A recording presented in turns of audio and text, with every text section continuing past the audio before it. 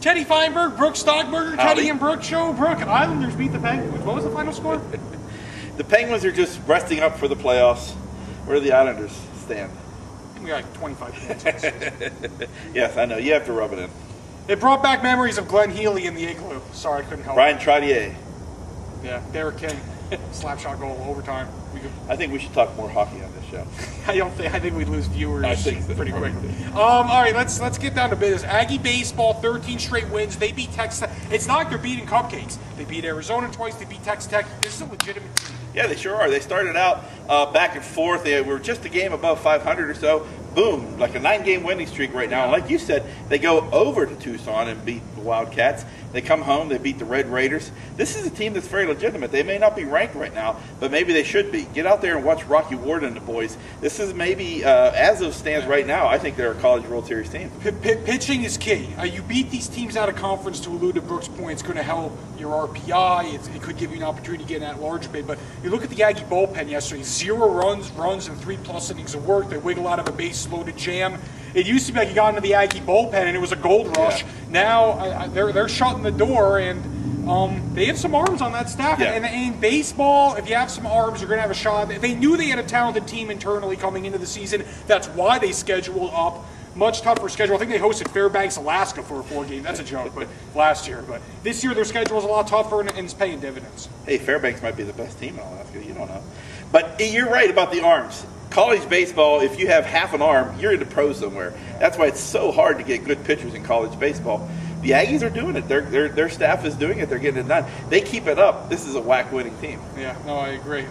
Let's kick it over now. Aggie spring football practice begins. Some people don't think it's important. I think it's of critical importance. Oh, spring football's absolutely important. I love it. Yes, it's fun. It's fun. How often in March and April do you get to get some football? Get out there, get the pads smacking around. Yeah.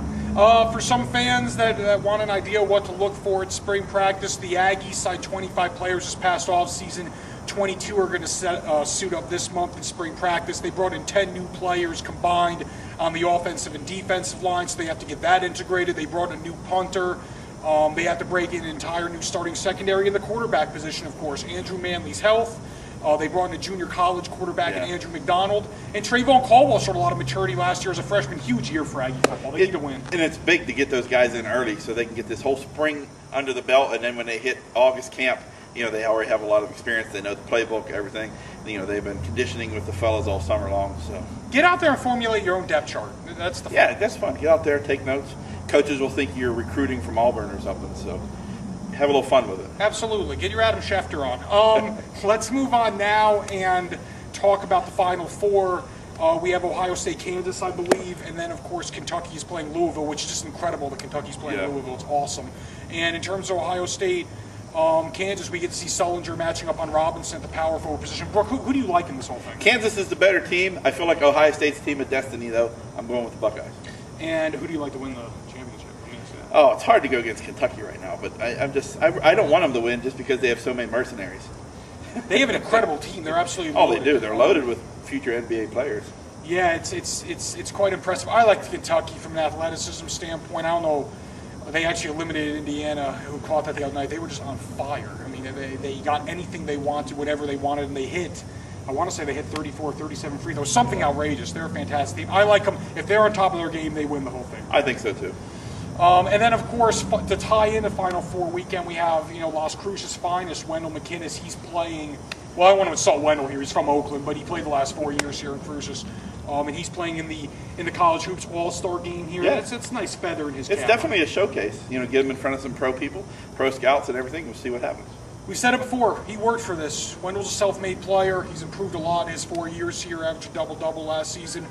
He's earned it, and I don't doubt for a second that he's going to go out there and he's going to show them what he's got. So we're all looking forward to it.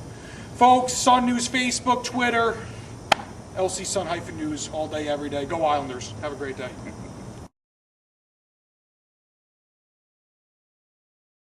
My fantasy team is littered with A's and Royals. I'm obsessed with the small market teams. I'm still picking that Royals-Pirates World Series this year. It's going to happen. Oh, Royals-Pirates would be great. Would be absolutely great. My Pirates were good for a half a season, and they got screwed on a call, and they fell apart. That's a sign of a young team. couldn't keep it together mentally. I'm hoping just to be competitive. After 20 years, I just want the Pirates to be competitive, man. I want my son, who's never even seen a winning season, to see a winning season by the Pittsburgh Pirates. I want to interject here really quickly to give you some hope, okay? Yes. Lifelong Detroit Tigers fan. Okay. This was a god-awful team at the turn of the century, entering the 2000 era, Yeah. 2002, 2003. Absolutely atrocious baseball team. They now are a legitimate contender. It is possible. It starts at the top. Oh. Tigers got Dave Dombrowski in They there got Jimmy one year. Leland. They hired Jimmy Leland. They signed Pudge Rodriguez. The next thing I know, we're outsigning Prince Fielder. This was a team that, we were relying on Craig Monroe as our cleanup hitter, 10 years ago. So it is possible. I understand the frustration, although I'm a diehard Andrew McCutchen fan. And signed him to a long-term deal this offseason. Love baseball. Can't wait for baseball. Send us your questions. I like all sports. I have to say, I like every sport. I'm obsessed with sports. I have a problem. USA Olympic soccer team, though, screwed up. Really? I think so. I read something about it. I'm not obsessed with that. I heard that their goalie dropped the ball into the goal. Now they're not going to the Olympics. We'll see. No, that's devastating. Folks, this has gone on long enough. See ya.